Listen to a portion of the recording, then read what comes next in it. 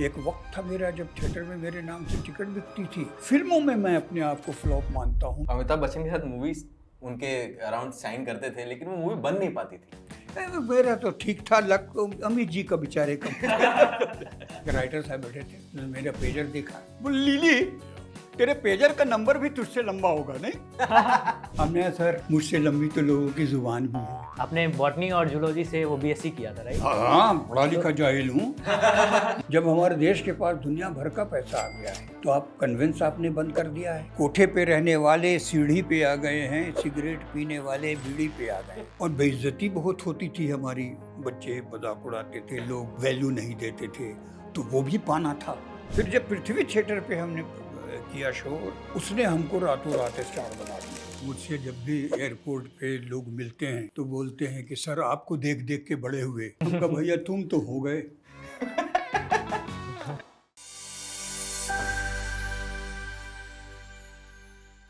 Hello and welcome to yet another episode of unfolding talent.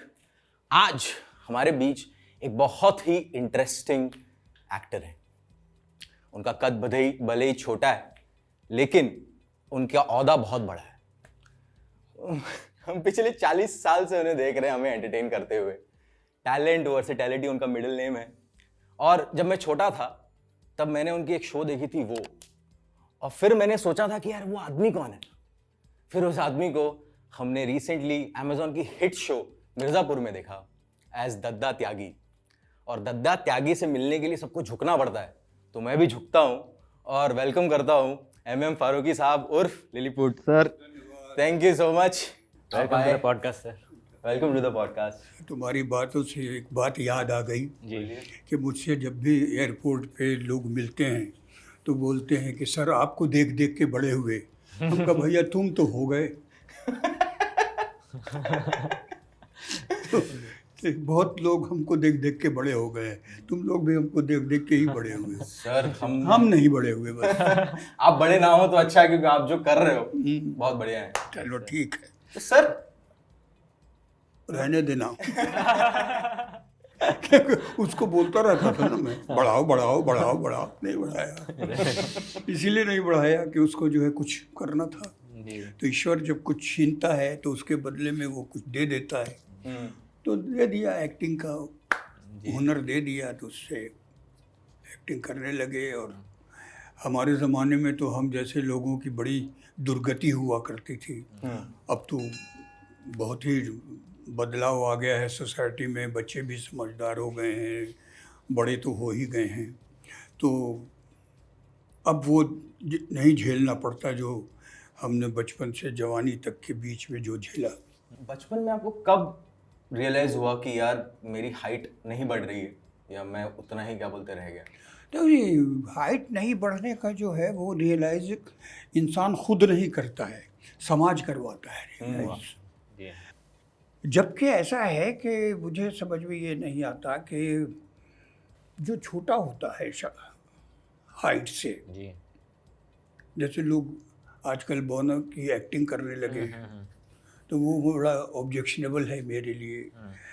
मैं ये पूछता हूँ कि भाई देखो, आप नॉर्मल हो, लंगड़े नहीं हो, तो आपको लंगड़े की एक्टिंग करनी पड़ेगी। आप लूले नहीं हो लेकिन आपको लूले की एक्टिंग करनी है, तो आप लूले की एक्टिंग करोगे। अंधे नहीं हो तो अंधे की एक्टिंग करनी पड़ेगी। बोने में क्या करोगे? क्योंकि बोना सोचता भी वैसे ही है तुम जैसा, बोना इमोशनल भी होता है तुम ही जैसा, रिएक्टिव भी होता है तुम ही जैसा, खाता भी है तुम ही जैसा, हंसता भी है तुम ही जैसा, रोता भी है तुम ही जैसा। फ़र्क सिर्फ इतना सा है कि वो इतना सा है, तुम इतने से हो। तो एक्टिंग में क्या करोगे? एक्टिंग क्या करोगे? कोई मैनरिज्म है नहीं उसका। तो मैंने 2-3 फिल्में देखी ऐसी, सुनी हमने ऐसी कि लोग बोने की का रोल कर रहे हैं, बड़े बड़े अच्छे अच्छे एक्टर। तो क्या क्या करेंगे? आप कन्विंस कर ही नहीं सकते हैं ना। सारे समझ जानते हैं आपको, सारे देखे हुए हैं आपको। तो टेक्निकली आपको अगर छोटा किया जाता है तो वो इम्पैक्टफुल तो होता नहीं है। है ना। जैसे कौन सी फिल्म आपने देखी थी वैसे? हमको जीरो दिखाई गई थी। हाँ, मैंने आपका वो वीडियो देखा था जहाँ पे आपने ये डिफरेंस ही बताया था कि कैसे बौना और छोटी हाइट में क्या डिफरेंस है और क्या मैनरिज्म वाली बात। तो वही है कि ईश्वर बना देता है, जैसा बना देता है। लेकिन हाँ, अच्छा है कि आजकल जो है थोड़ा सा बदलाव आ गया है समाज में। मगर सर आपने तो बहुत अलग अलग तरह के किरदार भी किए हैं। आई थिंक विजय की जो फिल्म आई थी बीस्ट, उसमें आपने उमर फारूक का कैरेक्टर निभाया था, जो टेररिस्ट ऑर्गेनाइजेशन का हेड था। मगर सर कहीं आपको ये कभी एहसास हुआ कि जैसे ज़्यादातर काम आपका कॉमेडी में रहा है, तो कहीं ऐसा हुआ कि यार छोटी हाइट की वजह से स्टीरियोटाइप कर दिया गया कि ये बंदा सिर्फ कॉमेडी ही कर सकता है? देखो, ये थिएटर जब तक मैं करता रहा, थिएटर में मैंने बहुत सारे कैरेक्टर्स किए, बहुत तरह के। मैंने ट्रेजेडी भी की, मैंने विलेन भी किया, और ईश्वर की कृपा ये रही कि सब में सराहा गया मुझे। एक वक्त था मेरा जब थिएटर में मेरे नाम से टिकट बिकती थी, चाहे मैं जैसा भी कैरेक्टर कर रहा हूँ, लोग बहुत अप्रिशिएट करते थे। फिल्मों में मैं अपने आप को फ्लॉप मानता हूँ, बिकॉज फिल्मों में मैंने न मुझे ऐसा कुछ मिला करने को, और न मैं जो मिला उसमें शायद मैं सक्सेसफुल नहीं रहा, तो फिल्मों में फ्लॉप रहा हूँ। बाकी टीवी में तो मैंने बहुत सारे डिफरेंट कैरेक्टर्स किए हैं, भले कॉमेडी किया। एक हमारा एपिसोड था ऊंचा कौन, जिसमें मैंने एक बच्चे के बाप का रोल किया था, जो बच्चा कॉम्प्लेक्स था अपने बाप से कि उसका बाप छोटा है, उसका बाप जो है हैंडसम नहीं है। तो ट्रेजिक रोल था, सेंसिटिव रोल था, तो वो भी मैंने किया है। मैंने हर तरह का कैरेक्टर करके दिखा दिया है लोगों को। पता नहीं इंडस्ट्री वालों को क्यों नहीं मैं पसंद आता हूँ, ये पूछना पड़ेगा। नहीं सर, पसंद तो करते हैं। हाँ, मुझे लगता है- अगर होता तो हम भी कहीं होते, हमारे पास भी करोड़ों की जायदाद होती। नहीं, ऑडियंस तो डेफिनेटली पसंद करती है, हम बात ऑडियंस भी बहुत करते हैं। पसंद करती है, ऑडियंस बहुत पसंद बात भी करती है। करते हैं कि ऑडियंस ही जो है वही तो है, चाहे वो अमिताभ बच्चन हो, चाहे लिलीपुट हो। हमने एक जगह आइटम दिया था कि भाई, हम लोग अपने आप को मजबूर समझते हैं और तुमको पता ही नहीं है कि ईश्वर खुद मजबूर है।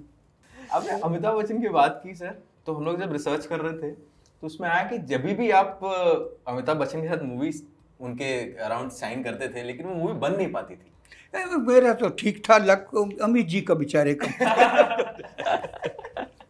वो बेचारे हमारे साथ परफॉर्म नहीं कर पाए। मैं कोशिश करूंगा कि उनकी ये मुराद पूरी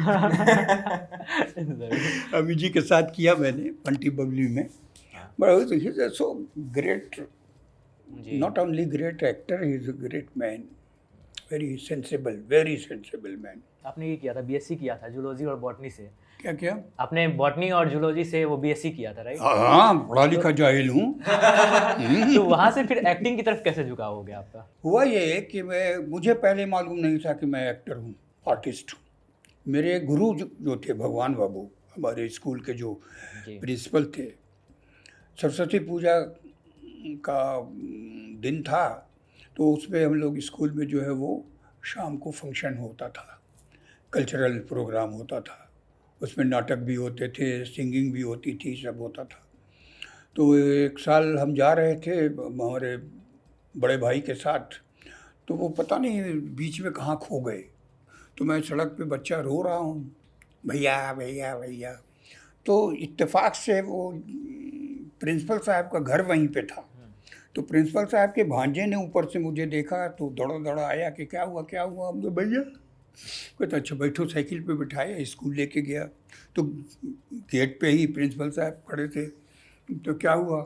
तो अरे इसका भाई, तो मैंने कहा भैया, तो चुप, भैया है तुम्हारा, चलो मेरे साथ। लेके गए क्लासरूम में मेकअप हो रहा था, लड़के लोग कॉस्ट्यूम वॉस्ट्यूम पहन रहे थे। तो वो जो मेकअप कर रहे थे वहाँ के बड़े मशहूर डांसर थे, लखन डांसर। तो उनको बोला कि इसको एक यहाँ पे चिपका दो दाढ़ी। अब मुझे कुछ नहीं मालूम, मुझे समझ में नहीं आया कुछ, हवा सब। क्या उम्र होगी सर वो टाइम पे? यहाँ पे दाढ़ी चिपका दो। नहीं, उम्र क्या थी वो टाइम पे?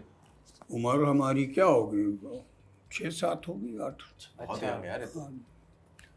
तो चिपका दी गई। जी। उसके बाद हम आ गए, तो प्रिंसिपल से कहा जाओ कुछ करो। कुछ करो। कुछ करो। हाँ, कुछ करो, क्या करो? बोले जाओ जाओ जाओ। पता नहीं क्या हुआ, सडनली बॉडी में कुछ चेंजेस आए मेरे। अब मैं जैसे चलता था वैसे चलने के बजाय कुछ इठलाता पिठलाता ऐसा ऐसा करता हुआ स्टेज पे पहुंच गया तो लाफ्टर मिल गया। करता हुआ मैं पहुंचा, माइक को फूंक मारा, पैर से धकेला कि मेरे फूंक से माइक उड़ गया। बच्चे के फूंक से माइक उड़ जाए उस वक्त के लिए ये जोक था। तो लोग हंसे। अब लोग हंसे तो हम कॉमेडियन की पैदाइशी आदत होती है कि फैल जाते हैं। मैं फैल गया। तो उर्दू बुक में एक नाटक था आगा हशर काश्मीरी का, नेकी बदी। उसका एक पैराग्राफ मुझे याद था कि जिस राह में है ठोकरे वो राह है इंसान अचल, जुर्मों गुनाह के बोझ से वरना गिरेगा मुंह के बल, तारीकियां हैं हर तरफ अंधा न बन नब्बी से बल, मुड़ भाग दौड़ आ इस तरफ ताकत अभी है पाँव में, आराम और राहत जिंदगी सब है खुदा की छाँव में। एक छोटा सा बच्चा टाँ टूई करके और लोग ताली बजा रहे हैं, हंस रहे हैं, खूब मजा आ रहा है लोगों को। मैं फैल गया। अब पीछे से आ रही, हो गया आजा। मैं काहे को सुनूं, मैं अपना लगा हूँ कर रहा हूँ। हो गया, आ जाओ, हो गया, आ जाओ। पीछे से किसी को भेजा, मुझे उठाया लेकिन उसके बाद प्रिंसिपल साहब ने उसे गाल थपथपाया, गुड, बस हो गया। उसके बाद से मैं स्टार हो गया। स्कूल में ही मैं सुपरस्टार क्या है। तो हर साल करते थे हम लोग। तो थिएटर करते लेकिन हमारी जो कमज़ोरी थी वो थी स्टडी। हम कभी पास नहीं हुए पढ़ के। 3 बार में हम पास हुए हैं। और तीसरी बार में भी कब पास हुए हैं, जब जयप्रकाश नारायण का आंदोलन चल रहा था। तो उस वक्त जो है स्टूडेंट्स की बड़ी चल रही थी और इतने गुंडे हो गए थे स्टूडेंट, खंजर भोग करके चोरी करते थे। हम शरीफ घर के लड़के चोरी करने के नाम से डरते थे, लेकिन हमारे कुछ मवाली टाइप के दोस्त थे, उनको कहा गया कि यही इसका एग्ज़ाम है, तो ठीक है आओ। तो हम गए एग्ज़ाम देने। पहले दिन केमिस्ट्री का था और दूसरे दिन मैथ का था। तो पहले दिन केमिस्ट्री के लिए बैठे तो हमने पढ़ के गए थे खूब। क्वेश्चन पेपर देखा तो जितना पढ़ा था उसमें से कोई भी क्वेश्चन नहीं था। कॉमेडी हो गई। अरे कॉमेडी, ट्रेजेडी हो गई। ट्रेजेडी हो गई। अब मैं बैठा हूँ तो जो इंस्ट्रक्टर होता है ना, जो एग्ज़ाम में ये देता है, इन्विजिलेटर, हाँ आया, जाओ तुमको पेशाब लगा है। उनको पता चल गया तो जाओ तुमको पेशाब लगा है। नहीं सर, नहीं लगा है। हट, जा लगा है। चले गए बाहर बिना सोचे, हमको लगा नहीं, हम क्या करेंगे बाहर जाकर। जैसे ही बाहर निकले तो मेरा दोस्त लोग अच्छा दौड़ के गए, वहाँ पूरा पेपर तैयार, कॉपी हमको दे दी गई। हम लेकर के आ गए। पूछा कर लिया पेशाब को, बहुत बढ़िया से। उसके बाद हमने वो बोला कि अच्छा ये पेपर, वो वाली कॉपी दो, ये रखो यहाँ। तो दे दिया, हो गया। मैथ्स के दिन भी यही, देखो ओ कुछ नहीं, फिर वही हुआ, जाओ तुमको लगा है। तो ठीक है, हम समझ गए। गए जाके ले आए, कर पास हो गए। लेकिन परसेंटेज इतना कम था मेरा कि किसी कॉलेज में एडमिशन ही ना हो, क्योंकि पढ़ने में लड्डू था जी, और एक्टिंग में ठीक था, और बेइज्जती बहुत होती थी हमारी। बच्चे मजाक उड़ाते थे, लोग वैल्यू नहीं देते थे, तो वो भी पाना था। तो एक ही चीज़ थी, एक्टिंग। हमने कहा यही करेंगे, लेकिन कहाँ करेंगे, गया में कर कर के तो कुछ पेट वेट भरेगा नहीं। तो देखो गॉड जो है वो डिसाइड किए रहता है, जो वो होता ही होता है। हमारे एक मित्र अशोक नारायण थे, वो अर्जुन हिंगोरानी को असिस्ट कर रहे थे, तो उन्होंने हमें इनवाइट कर दिया कि आप आ जाइए वहाँ, आपको हम काम दिला देंगे। हम पहुँच गए और बॉम्बे में आने के बाद अशोक ने हमें बहुत सहारा दिया। बट सर आप जैसे आए 76 में मुंबई, 75 31 दिसंबर 12:30 बजे दिन में मैंने दादर स्टेशन पे पैर रखा। मुंबई को पता चल गया कि लिलीपुट आ गया। नया साल, नई जिंदगी का नया साल। तो तब आप आए, बट आपने पहली फिल्म की 83 में रोमांस। तो इस बीच का दौर फिर फाइनेंशियली आपने कैसे अपने आप को सपोर्ट किया? इस बीच में आप क्या कर रहे थे? 76 में ही मुझे एक आदमी मिल गया। मैं railway station, railway platform, railway platform, railway quarter अच्छा, रेलवे क्वार्टर रहता था। तो बीड़ी पीने के लिए नीचे आया था। पहले सिगरेट पीता था। इस पे भी एक शेर है कि कोठे पे रहने वाले सीढ़ी पे आ गए हैं, सिगरेट पीने वाले बीड़ी पे आ गए हैं। तो मैं सिगरेट पीने वाला आदमी बीड़ी पीने लगा। तो बीड़ी खरीदने गया तो वहाँ एक नौजवान सा आदमी था, तुम्हारी ही उम्र का, मिल गया। वो हमको देखा, बोला कि नाटक में काम करोगे? हमको यो, और इसीलिए तो आए भैया। कहाँ? तो एड्रेस दिया उसने, बोला यहाँ आ जाओ। हम पहुँच गए। तो कहा यार देखो, करेक्टर तो दिमाग में है लेकिन सीन नहीं है लिखे हुए, तुम अपना सीन लिख लोगे? हमको क्यों नहीं, लिख लूँगा। अच्छा, कॉम्प्लेक्स था कि लड़कियां तो हमें पसंद करेंगी नहीं, रिजेक्टेड माल हूँ मैं। तो असल ज़िंदगी में ना सही, एक्टिंग में ही बीवी मिल जाए। तो मैंने धोबी का रोल लिखा, उसमें उसकी बीवी का भी रोल लिखा। हसरतें पूरी की। देखता हूँ कौन मना करती है। कईयों ने मना भी किया। एक बेचारी तैयार हो गई। अब वो जो तैयार हुई तो मैं खुश, या एक्टिंग करूँगा, बीच में रोमांस हो जाएगा हम दोनों का, हमको गर्लफ्रेंड मिल जाएगी। एक्टिंग करती थी, जाके किनारे बैठ जाती थी, देखती भी नहीं थी। तो उसमें जो हीरो साहब थे वही प्रोड्यूसर थे, और वो होर्डिंग बोर्डिंग का कॉन्टैक्ट लेते थे सरकारी। तो उनको हमने कहा कि भाई हमको जो है वो प्ले बहुत ही ख़राब हुआ, बहुत ही बकवास। मेरा बीच बीच में आता था, लोग एंजॉय करते थे। इंटरवल हुआ तो असद भोपाली एक गीतकार हुआ करते थे। अच्छा। बहुत सारे गाने उन्हें, हंसता हुआ नूरानी चेहरा और कबूतर जा जा जा उन्हीं का लिखा हुआ था। तो वो भी वहाँ रहते थे, खार में ही रहते थे। तो वो आए, कहते वो कहाँ है? तो सबने कहा वहाँ है। तो अरे सर बुला रहे हैं। अरे भाई जाओ, तुम ही कुछ करो, नहीं तो ये लोग ईटा पत्थर मारना शुरू कर देंगे, बहुत ही ख़राब प्ले है। तो हम गमे जाके क्या करूँगा। खैर मैं पहुँच गया, पाए किया, ढूंढाई किया, कुछ किया। उसके बाद नाटक ख़त्म हो गया, ईटा पत्थर से बच गए भाई लोग। उसके बाद जो है वो हमको, उसको हीरो को हमने कहा कि यार हमारे तो रहने सहने का कुछ है नहीं, खाने पीने का कुछ है नहीं, तो तुम हमको नौकरी दे दो। तो उसने अपने यहाँ काम पे रख लिया। उसमें भी उनका उद्देश्य ये था कि मैं उनके साथ रहूँगा तो उनके लिए फिल्म भी लिखूँगा और उनके लिए नाटक भी लिखूँगा। तो मैंने अपना ईमानदारी से लिखना शुरू किया, उनको लिए लिखा। लेकिन राइटर की आदत, मजबूरी होती है कि वो दूसरों को सुनाए बगैर रहता नहीं है। तो मैं लिखता था, जाता था खार, तो लोगों को सुना देता था, दोस्तों को। तो उसमें एक थे जो उन्होंने कहा कि यार तेरी कहानी तो बड़ी अच्छी है, मैं बिकवा दूंगा। और मुझे पैसे की तो ज़रूरत थी ही, तो मैंने कहा बिकवा दो। इनको मालूम हो गया, इन्होंने हमको भरी बरसात में घर से निकाल दिया। तो फिर सहारा मिल गया, एक टूटता है दूसरा मिलता है, ईश्वर। तो ऐसे ही कर कर के फिर एक प्ले और किया, संजोग वो किया, फिर ऐसे ही चलता रहा। फिर जब पृथ्वी थिएटर पे हमने किया शो, एक था गधा उर्फ अलादात खां, वो उसने हमको रातों रात स्टार बना दिया। सर कुछ उस टाइम के पृथ्वी थिएटर की कोई स्टोरीज याद है आपको? ये ज़रूर।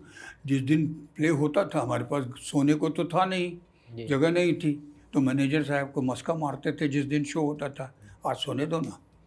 तो मेकअप रूम में सो जाते थे, और जिस शो नहीं होता था तो बाहर ओटे पे सो जाते थे, कभी रेलवे प्लेटफॉर्म पे जाके सो जाते थे, कभी बस डिपो पे सो जाते थे। तो सो तो जाते थे, नींद आ जाती थी।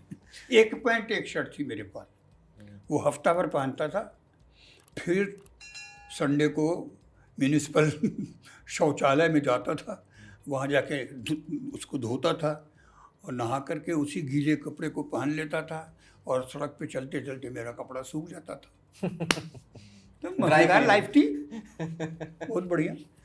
हम अभी बहुत सारे आपके काम की बात कर रहे थे, हाँ। जिसमें आपने बहुत सारे कॉमेडी रोल्स भी किए हैं, ये सब किए हैं, बट एक किरदार है आपका जो कॉमेडी नहीं है लेकिन वो बहुत पसंद है, पर्सनली हम बात भी कर रहे थे, वो जो स्टीफन नोवेल की, अरे वो स्टीफन कोई- किंग की नोवेल है इट, उस पे आधारित। अरे वो कब क्या हुआ, जी, मैं देख भाई देख लिख रहा था उस वक्त, तो एक दिन अंकुश और ग्लेन जो उसके डायरेक्टर थे वो दोनों आए, लीले भाई ये रोल है, आपको करना है।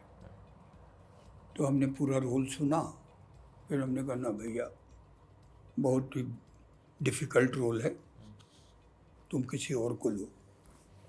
तो चले गए।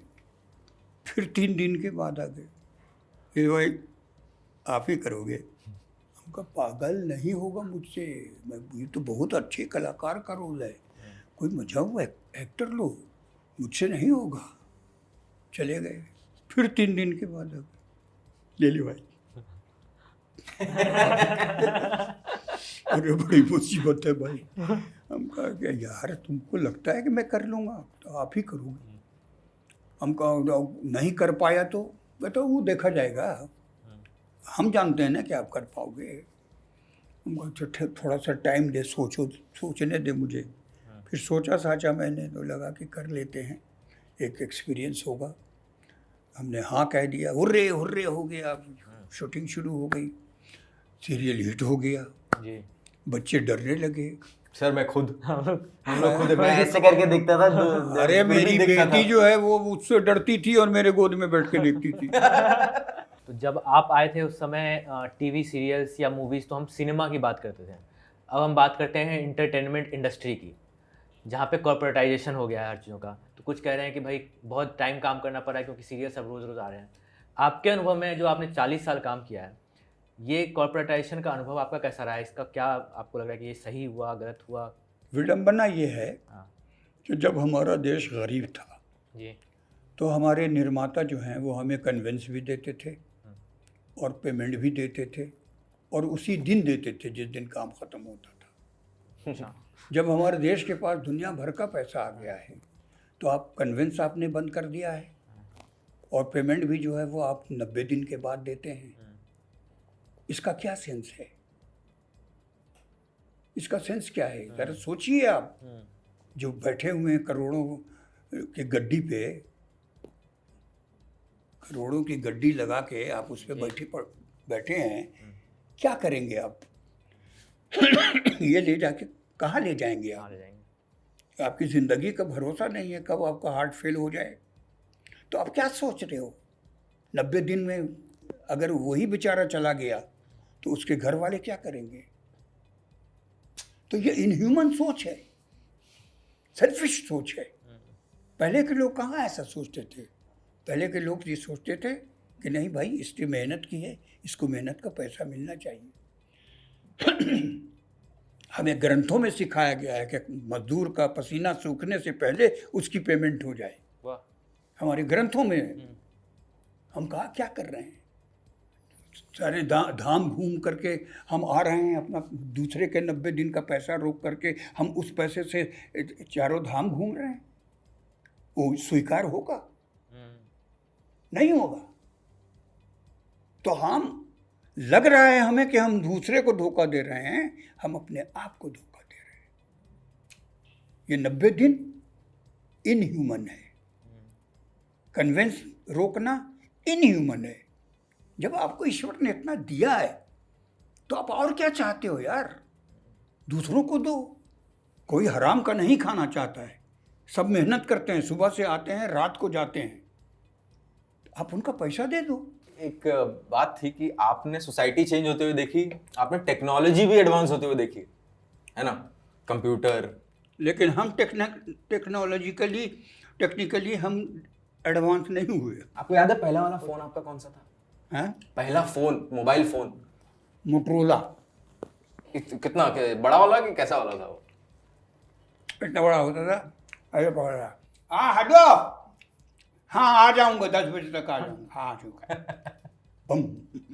उसके बाद आया पेजर। पेजर पे एक बड़ा अच्छा, अच्छा पेजर पहले आया कि पेजर बाद में आया? नहीं पेजर बाद में आया। अच्छा, फोन पहले आ गया था?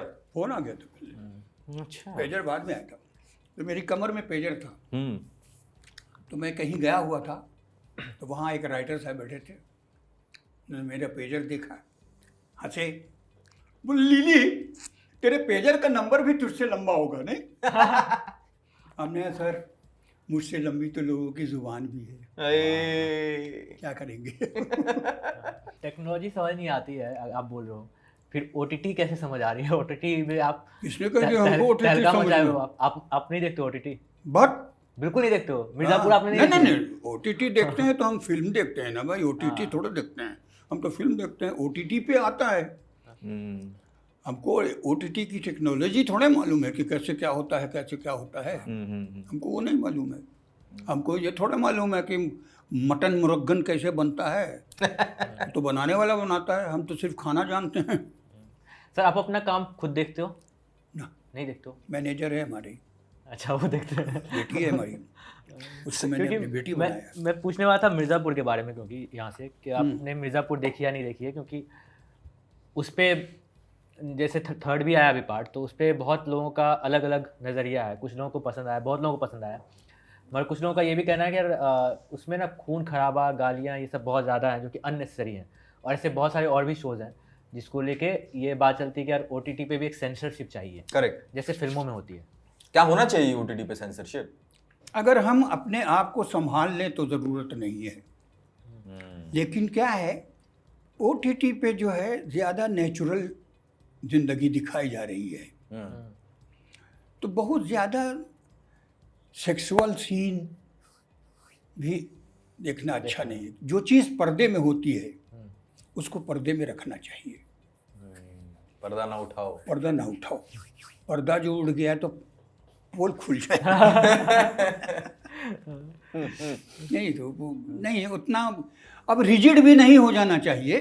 कैरेक्टर जब अगर गाली बकने वाला कैरेक्टर हम पोर्ट्रे कर रहे हैं तो हमको बोलना चाहिए, है ना।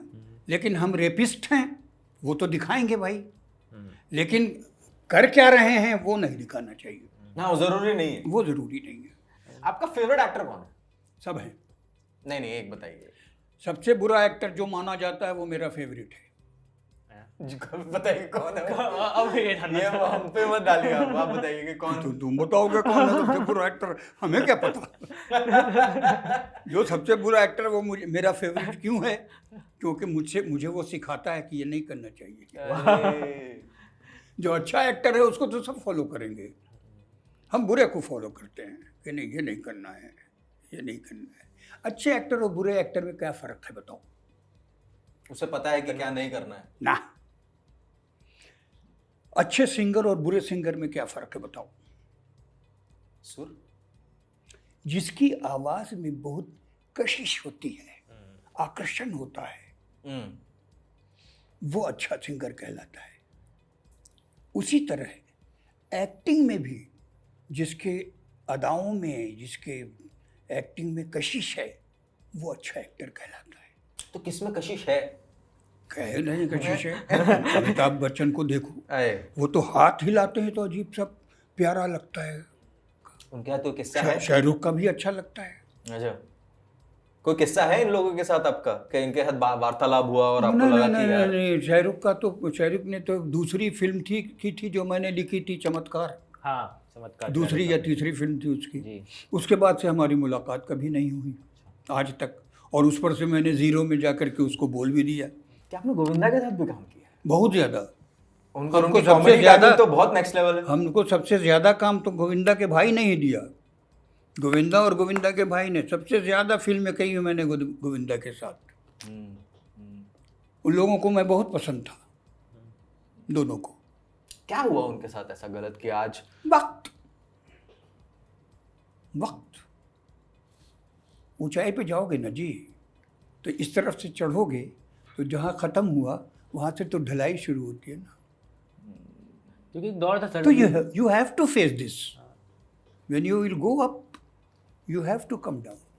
तो सर आपने अपने 40 साल के कैरियर में आपने भी ये अच्छा और बुरा वक्त दोनों देखा होगा। मैंने अच्छा वक्त कहाँ देखा भैया, मेरा तो अभी भी बुरा ही वक्त चल रहा है। हम अच्छा वक्त किसको मानते हैं जब हमारे पास 15 करोड़ 10 करोड़ बैंक में रखा हो, एक दो चार ड्राइवर हों, 5-6 गाड़ियाँ हों और 1800 चमचे हों, तब ना अच्छा वक्त होगा। बिल्कुल सर, बहुत अच्छा लगा आपसे बात करके सर। सर एक अगर मेरी एक छोटी सी रिक्वेस्ट है, हमारा एक हम लोग आप रील देखते हैं कि नहीं देखते ना, तो आजकल ना 30 सेकंड वाला जमाना है, लोग ना बहुत देखते हैं ये सब और बहुत वो करते हैं। आपने ना एक नज्म सुनाई थी, एक बार अगर वो कैमरा पर देखकर अगर वो नज्म आप सुना दें। चलो हम एक हो जाएं। हाँ बहुत बहुत बढ़िया थी ये तो। मेरे अपने लिए तो रिकॉर्ड कर ही रखी पर मैं चाहता हूँ कि ना मेरे चैनल पर भी आ जाए। दोस्तों, प्यारे भाइयों, मेरे अपनों, मेरे दिल के टुकड़ों, मैंने एक नज़म लिखी है जो इतनी निगेटिविटी, इतना नफ़रत, इतनी जो उलझने हैं रिलेशनशिप को लेकर के, और ख़ास तौर से हिंदू मुस्लिम को लेकर के जो हमारे देश में चल रहा है, जो कतई नहीं होना चाहिए, उसके लिए मैंने एक नज़म लिखी है जो दोनों की ज़ुबान है। ये हिंदू भी कह रहा है मुसलमान से और ये मुसलमान भी कह रहा है हिंदू से। सुनिए। अब इसमें बहुत सारे उर्दू के वर्ड हैं जिसके माने आपको समझ में आ जाएंगे, इतना आसान है ये। जैसे निदामत है, निदामत का मतलब शर्मसार होना, शर्मिंदगी। हिकायत है मतलब कहानी बन जाना। तो मैं पहले से बता दिया ताकि बीच में आएगा तो आपको समझ में आ जाएगा। मिटाएं दिल से सदियों की अदावत, चलो हम एक हो जाएं। बुरी है चीज़ ये नफ़रत निहायत, चलो हम एक हो जाएं। वो क्या दिन थे जब हम दो जिस्म और एक जान होते थे, किसी ने खेल दी हम में सियासत, चलो हम एक हो जाएं। न तुम समझे न हम समझे, उलझ बैठे न जाने क्यों। न तुम समझे न हम समझे, उलझ बैठे न जाने क्यों। हमें तो है, तुम्हें भी हो निदामत, चलो हम एक हो जाएं। मोहब्बत की ज़मीं पर बीज बोया किसने नफ़रत का। मोहब्बत की ज़मीं पे बीज बोया किसने नफ़रत का। न हो फिर से अमानत में ख़यानत, चलो हम एक हो जाएं। वो बाबर था कि औरंगज़ेब था, जो भी था जैसा था। वो बाबर था कि औरंगज़ेब था, जो भी था जैसा था, वो सारे बन के रह गए हिकायत, चलो हम एक हो जाएं। ख़ता जुम्मन की गर थी तो सज़ा कल्लन को किस बाबत। जुम्मन की ख़ता थी तो सज़ा कल्लन को क्यों दे रहे हो भाई। ख़ता जुम्मन की गर थी तो सज़ा कल्लन को किस बाबत, थी बे इंसाफ वो किसकी अदालत, चलो हम एक हो जाएं। भूल जाता हूँ यार ना।